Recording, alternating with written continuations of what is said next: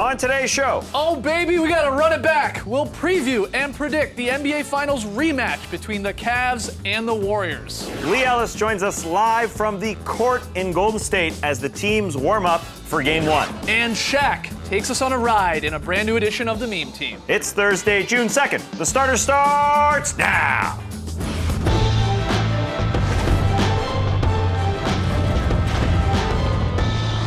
Good evening, sweet world, and welcome to the starters. Whether you're listening to the podcast or joining us live on NBA TV or a little bit later on YouTube, we're happy to have you.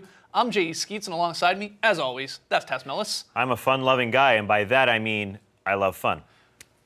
The international man of mystery, Lee Ellis, is in Oakland. We'll talk to him a little bit later in the show, but over there, you already saw him, starters blog editor, Trey Kirby. Hey-o! Hey-o! They forgot about Lee upstairs.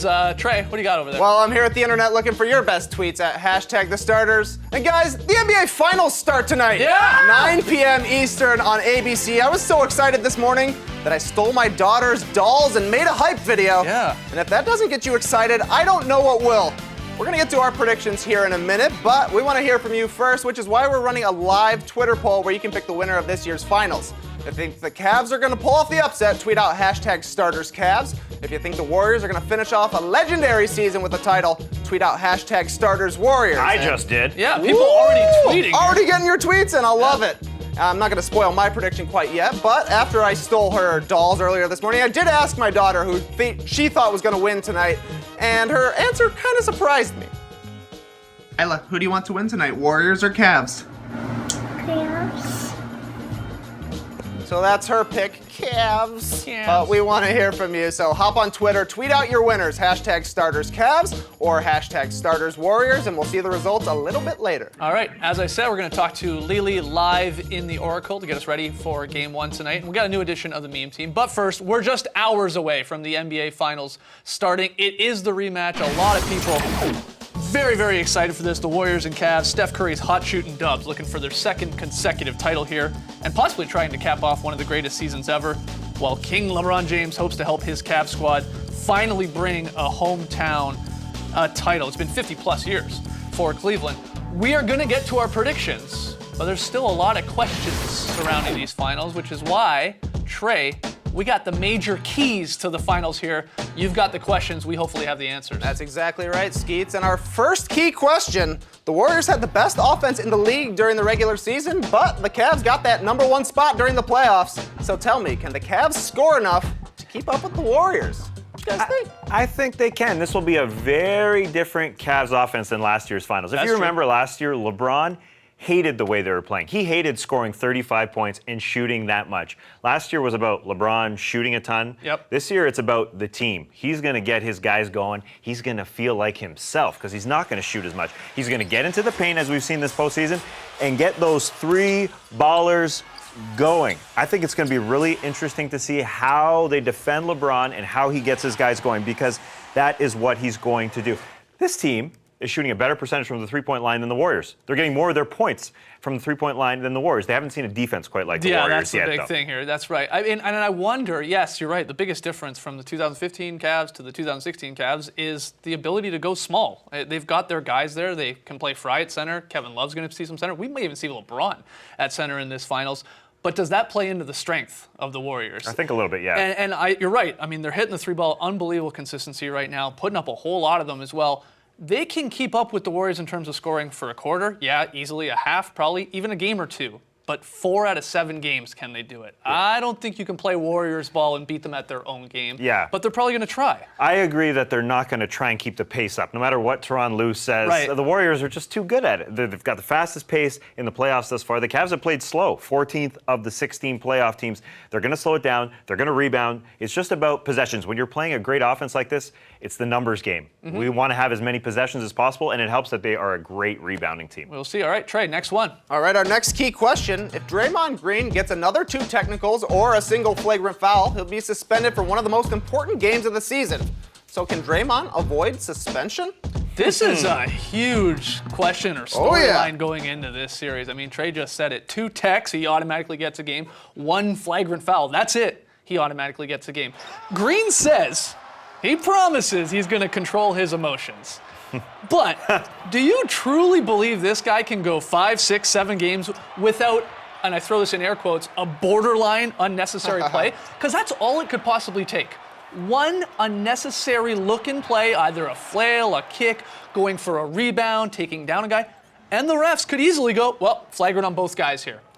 And that would be all it would be. And this is why, if I'm the Cavs, I wonder if Coach Lue and that locker room tries to play a little bit of the mind games with Draymond Green. Try and get him riled up, because they've got some guys, some scrappy guys on that team. Dellavedova on the short list, but he's a guard. Is he really going to mix it up with Draymond?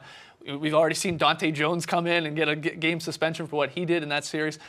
But what about Richard Jefferson? I think Richard Jefferson. Oh, What about Richard He's Jefferson? the heel. He gets under guys' skins. We saw it in the Raptors series, right up there with Jonas Valanciunas. I wouldn't be shocked at all if somebody, maybe it's Richard, maybe it's not, gets a nice little cheap shot in on Draymond just to try and rile him up. And hey, maybe the refs missed the initial sort of cheap shot and they only see Draymond's reaction. I'm actually would be shocked if Draymond Green doesn't get a flagrant in this series. It's a good headline. Richard did it. Richard. I wonder, last year we didn't see him really get into anyone's face during the NBA Finals. Yep. And I wonder if they have a Steven Adams type guy like OKC did to really rile him up. Because Richard Jefferson doesn't play the same position. It shouldn't be there unless he goes directly Well, that's after. it, Unless yeah. they go Vince McMahon style and go, hey, go get him. And should they? It's smart. Hey, in a way. Draymond is in the spotlight right now. You saw his legs flying around. He definitely calmed down, I thought, post-kick, but he's still emotional, and people are looking for anything to give him a flagrant If foul I at do this remember correctly, it must have been 2009 when Dwight Howard went to the finals with the Orlando Magic. I believe he was right on the threshold of the flagrant foul points, and once he would go over, he would be suspended. And he went the entire series without picking it up. So it is possible. Can Draymond keep his emotions under control? But we know that's how he sort of likes to play, and sort of is the heart and soul of that team. All right, Trey, next one. Our next key question, since we've already covered factors A through W, who's the biggest X factor in the finals? I'm going with the Cavs side of things, Yeah. and it's the guy we always pick as the X factor. Once again, it's J.R. Smith. J.R. Smith had a terrible finals pick. last year for the Cavs, if you remember. He was basically their second best offensive player with Kyrie and Kevin Love out. He was playing alongside Mozgov and Dellavedova and Tristan Thompson and LeBron. He had to score. He was bad. But this brutal. year, I feel like he doesn't have as much pressure on him because Kyrie and Kevin Love are back, and I feel like he'll be a little bit more comfortable. Now, where he's the X factor, not only offensively, but defensively. He's got to stick to Klay Thompson like he did against Kyle Korver in round number 2. He was really, really good at denying him. At times, not even looking at the ball, just focusing so much on face guarding. That's what he's got to do with Klay Thompson. I agree. And I think he's just sort of out of the spotlight a little bit because Steph is being guarded by Kyrie. Kyrie's going to have his hands full. JR has to be monstrous on both sides. I mean, if he can outduel Klay or just sort of match Klay Thompson, it's a huge, huge win for the Cavs. Can J.R. Smith learn from last year when he was not himself? What's funny, you pick J.R. Smith as your X factor. I'll go to the Warriors side of things, and I'll pick the guy he's probably guarding or guarding each other. I go Klay Thompson. Klay Thompson, I think, is a huge X factor for the Warriors, which sounds weird after coming off that Western Conference Finals performance, but you might remember last year in the finals, Klay was brutal. Yep. He was really, really bad. Struggled shooting the ball, 30% from 3, 40% from the floor.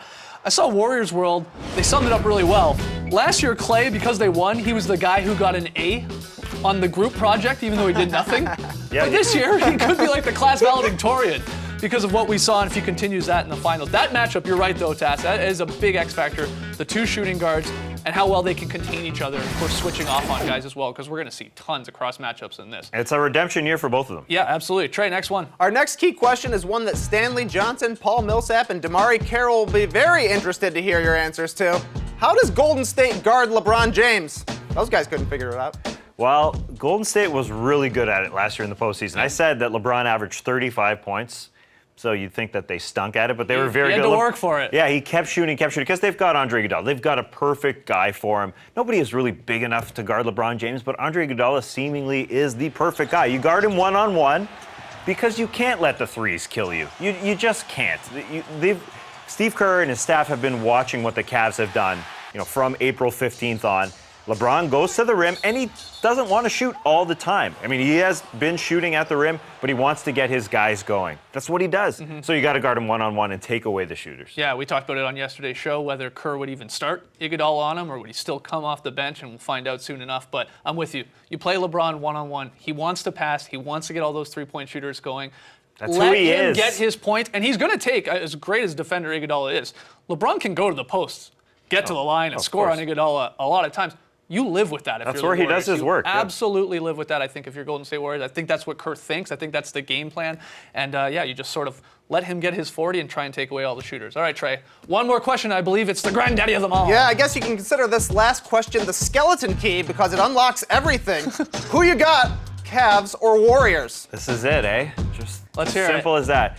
It's got to be the Warriors to me. I think the Warriors are the best when they're playing their loosest, and I think they're sort of playing with house money right now. After coming back against OKC 3-1, I feel like they'll be extremely loose. I feel like they're probably their tightest when they were down 3-1. The Cavs haven't faced adversity throughout this postseason. I'm sorry, Raptors, 2 games. It's not the same as being down No, 3-1. They don't have the finals experience, even though they were there last year. Kevin Love didn't play. Kyrie Irving only played 1 game. I think the Warriors are just going to be a little bit more comfortable in their own skin. I got to go Warriors. Yeah, I'm going Warriors as well. I'll go Warriors in 5. I actually think this is going to be a little bit of a shorter season than I Wow. think a lot of people will be And picking out last there. year. But yeah, and here's the biggest reason why. That series against the Thunder, I think, was huge. Not only the comeback, 3-1 comeback, and the confidence that gives you and the momentum, I guess, that gives you, but it was a great trial run playing that Thunder team heading into the Cavs. Because you look at the matchups, the specific matchups, some of these guys sort of make sense. You had Russell Westbrook, well, their version of the Cavs is a quick, super explosive point guard in Kyrie Irving. Okay, that's a good trial run. Ibaka's sort of like Kevin Love. A guy can space the floor, hit the glass, that makes sense. And then, oh yeah, LeBron James. He is the Kevin Durant in that last series. I mean, they're all-around world talents. They can do a bit of both. And Durant was locked in defensively. I think you're going to see that from LeBron.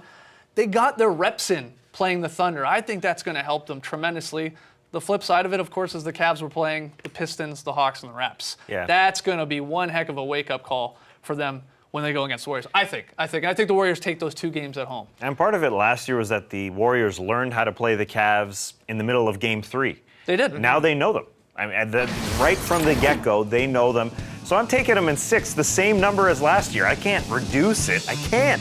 You see there, Lee agrees with you. Warriors in 6. Trey, you're on board with me. Oh, definitely. This is a legendary Golden State season. Ain't nothing derailing it, not even the king. We will see soon enough. Warriors, Cavs, Game 1, hours from now. Can't wait. When we come back, Lily and his group of handlers here join us live from inside the Oracle. Wow, what a Don't go anywhere. diva. Yeah, check the lighting on that. Yeah, it looks great.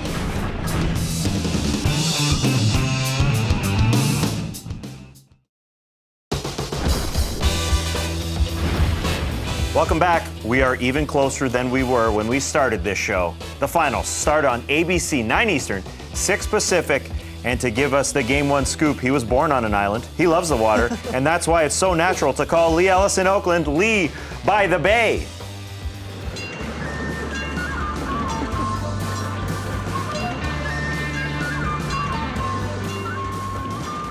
How are we doing, Lee? Do you feel it? Oh, I do feel it out here. It's great. The best thing is for me that the tip-off here is at 6 o'clock. It's great being on West Coast time. This is going to be one of the first games I wake up where I watch the Warriors and I don't wake up in the third quarter on my couch at home. So I'm really excited for it. That's perfect for you. All right, we know Draymond Green has eluded suspension thus far in the postseason, some scuffles, we'll call them. And already, before Game 1, the Cleveland Cavaliers are talking about how calls against them and decisions in the front office haven't been as lenient. Give us the juicy scoop.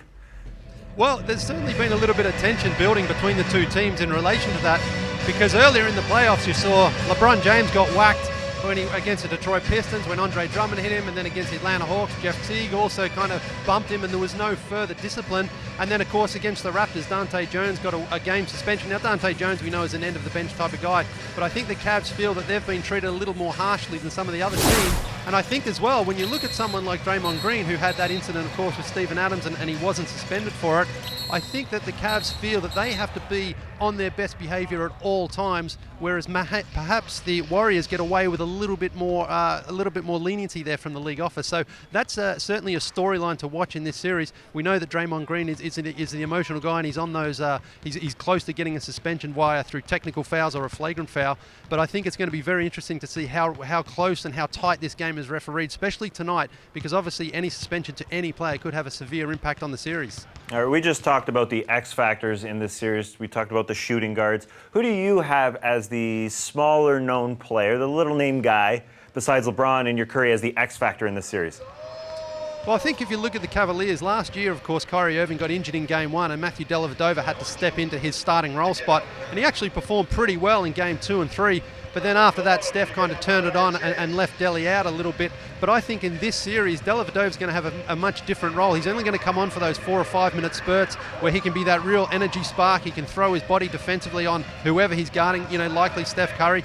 And then he's shown an ability to knock down those 3-pointers when LeBron's penetrating and opens up the floor a little bit. So someone like Dellavedova, I think, is really going to have a big impact if he gets out there and knocks down some of those shots. Channing Frye as well, we saw him against the Raptors. He had a fantastic series. Since he came over in that trade late in the season, he's been really good for them as well. So I think those are the sort of guys outside, obviously, the big three of LeBron and Kyrie and Kevin Love, that could maybe swing a game here or there. And the Cavs are going to have to rely on those guys because last year LeBron played such heavy minutes. He had to because they were so short-handed.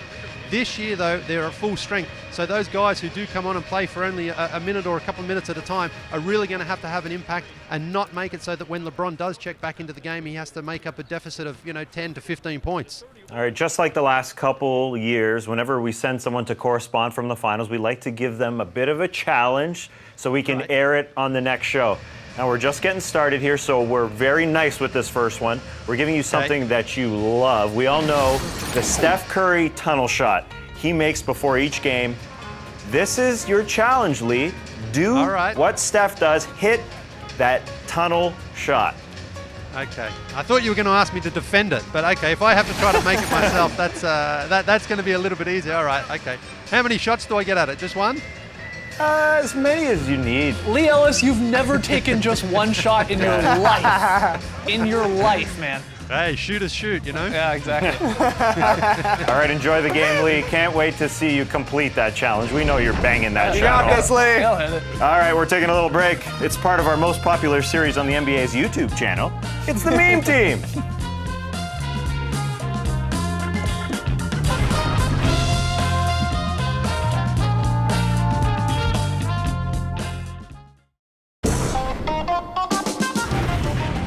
Welcome back to the Starters. Every Thursday, whether we're in the regular season or the playoffs, doesn't matter. We scour the internet to bring you the Meme Team, our favorite weird and wacky moments from the past 7 days in the NBA universe. At number 5, starting with a little throwback. You remember these gorgeous Magic uniforms from the mid-90s? They were pretty. Well, they're back, sort of. This man in the full Shaq uni at the bank. Full uni. Shooting sleeve and everything, must be writing a lot of checks. I saw Penny at the dry cleaners. But speaking of Shaq, the big fella recently went undercover as a Lyft driver, and somehow people didn't recognize him. I don't know. Brigada, Brigada. I don't know this song. My favorite movie, Kazam. Kazam?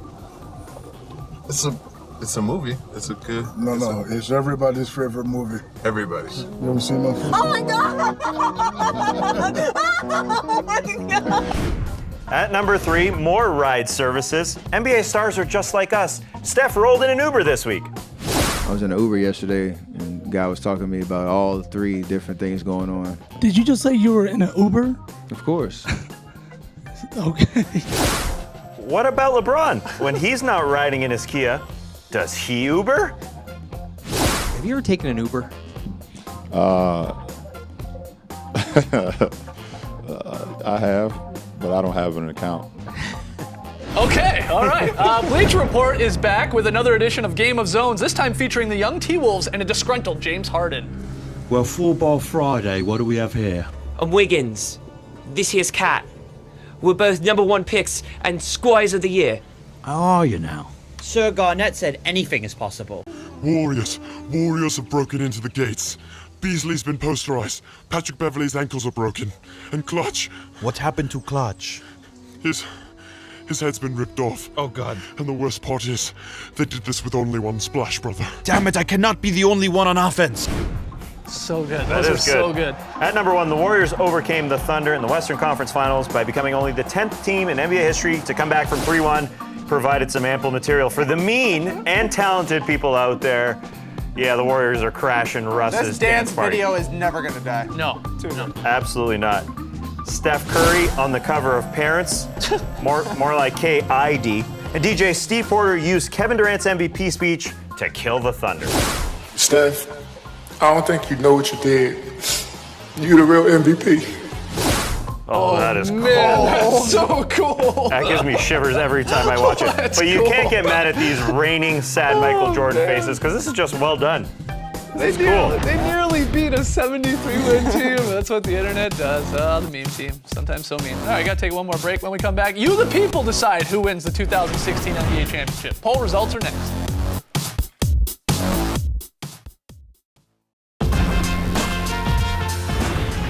Welcome back to the starters. What are we at? 120 minutes or so until game 1 of the NBA Finals. Cavs Warriors. It is the rematch tonight. 9 p.m. Eastern, 6 p.m. Pacific on ABC. We talked it out earlier in the show, made our predictions. All of us were saying Warriors. Whole lot of angry Cavs fans out there hitting us up on Twitter. Oh, how dare you? Look, just our opinion, but all of us saying the Warriors, some of us in 6, some of us in 5. We do have a live poll going, though, so you've had your chance to have your say. Are they siding with us, Trey? Barely. 54% of people going with the Warriors. 47% now going with the Cavs. And like you said, Skeets, they were all super angry. A lot of swear words to read on the internet. Oh, really? You're allowed to Tons of them. swear on Twitter? Yeah, apparently you can. I'm gonna mark them all as abusive, though. That's interesting. That's interesting stuff. All right, keep your thoughts coming in on the game 1 and of course the finals.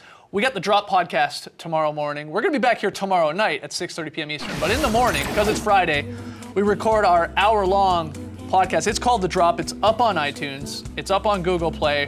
We'll be breaking down in great detail, of course, game 1 and what happened in it, and of course moving forward in that series. Some coaching news to discuss. You guys send in all your emails to thestarters@nba.com. I'll fill in for Lee even with Tweet of the Week. Oh, wow. Yeah, an action-packed episode of The Drop. Again, Google Play, iTunes. Make sure you check that out. Subscribe. What are you waiting for? Do it. I do want to ask you, you had the Warriors in 6, so do you think the Cavs split in Oakland here in one of these 2 games? Yeah, probably. Okay. That's why I'm going 5, because I don't think it happens. Yeah, that's exactly right. All right, thanks for joining us, folks. And remember, a series isn't over after one game. That's why they call it a series. Embrace the night, people. Enjoy game 1.